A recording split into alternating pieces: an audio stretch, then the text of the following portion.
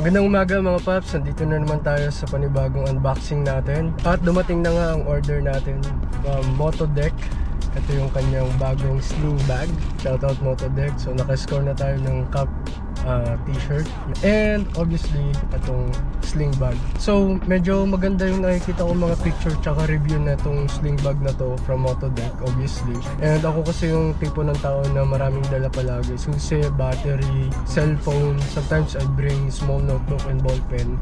So ayoko yung nasa pocket ko siya lahat kasi ayoko ng maraming dala. So umiskor tayo ng bagong sling bag from Motodeck. So let's check it out. Sabi rin kasi dito, for return and refund policy, no video, no return, no refund. So 2-in-1 siya. Let's go. At yun na nga, may sticker agad. Sticker agad yung una ko nakita, guys. At medyo malaki siya, kasya na rito yung small size na notebook kasi mga notebook ako, guys. And bala ko sanang kunin yung mas malaki dito, but boom, I think this is for me talaga. So obviously meron tayong 1G sticker. Dang, look at that, 1G. Saka tie cable ang kanyang disc. Oh, medyo mahaba din, so pwede siyang ganun. Pwede rin siya sa hip. Nice, as you can see, 1G. Kita. Quality is good, actually superb. Merong One Garage Worldwide Standard. Ang ganda ng lace, Worldwide Standard nakalagay. Ang kapal ng bako, plastic. So meron siyang 2 pockets. Uy, ang kapal. Ang kapal ng loob, guys. 2 pockets sa loob. Probably money and coins and stuff. Wala na siya rito sa harap. The good thing about this is yung mga pinaka-importante para iwas bukas, or kung buksan man to, meron pa siya rito sa likod. Yan. Yo! So yung second na pocket niya, guys, ay bigger.